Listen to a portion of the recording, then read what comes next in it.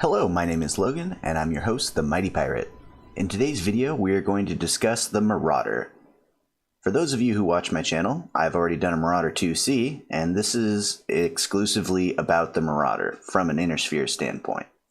My sources for today's video are Technical Readout 3055, Record Sheets 3085, and Record Sheets 3075, and of course, Sarna.net. The Marauder battle mech is arguably the most iconic early battle mech featured in Battletech and previously Battle Droids. Marauder miniatures have been resculpted several times, more recently due to legal disputes. The original Marauder artwork and figures are unseen, bearing a striking resemblance to Zentradi officer pods from the anime series Super Dimensional Fortress Macross. Despite this, reseen Marauder images have replaced previous artwork, and aspects of the design have influenced artwork and construction for several other battle mechs. Now on to lore.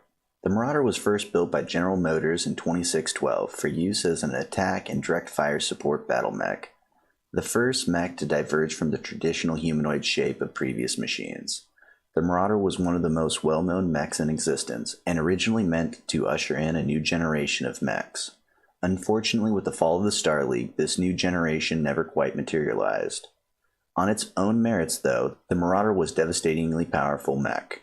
However, it was outclassed by larger machines like the Battlemaster and the Stalker. During the years of the Star League, the Marauder was a favorite in the Gunslinger program, thanks to its tremendous firepower.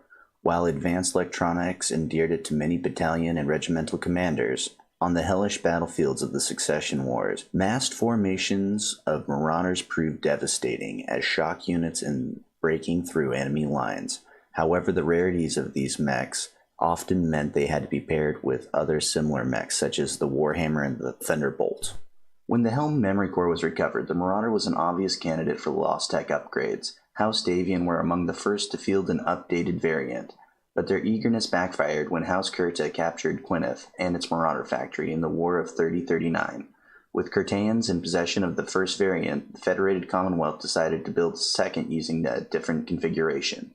Other Lost Tech-inspired variants were also built in time for the clan invasion, including the Marauder 3R, 4X, and 5D. The Marauder stands at 12 meters tall, carrying a payload dedicated to long-range firepower in the form of 2 PPCs and an AC-5. With the 3 of these weapons all having similar range profile, the Marauder used them to maximum effect at long ranges.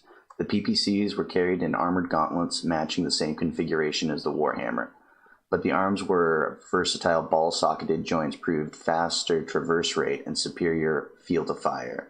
Compact enough to be carried in the arms, the PPCs were also durable enough to withstand heavy hand-to-hand combat, allowing the Marauder to bludgeon its opponents into scrap.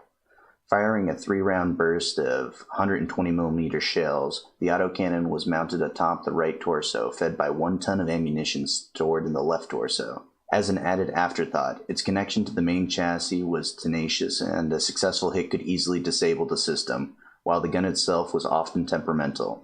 If the enemy was able to close the range, the Marauder could rely on its 2 medium lasers, also mounted in the gauntlets, which provided adequate defense against other mechs. This once unique silhouette of the Marauder made it much harder to fight than more common humanoid models. It also originally carried 11 tons of armor. As the knowledge of its manufacturing was lost, though, many Marauders became patchwork quilts of sections, armor, and had to be replaced. 16 heat sinks easily allowed a competent mech warrior to keep waste heat under control, while a powerful 19-ton fusion engine gave it a decent cruising speed of 34.2 kilometers. The Marauder was not without its flaws, potent though it was. In addition to the weak linkage between its autocannon and its chassis, the rotating rings connecting the chassis with the legs assembly were a similar weak point in the design. Many Marauder pilots took to mounting improvised armoring around these points in an attempt to protect these vulnerabilities.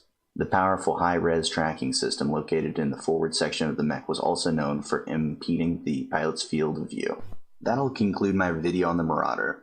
Thanks for watching, guys, and for those of you who are in America, happy 4th of July. I look forward to seeing you guys on the next video.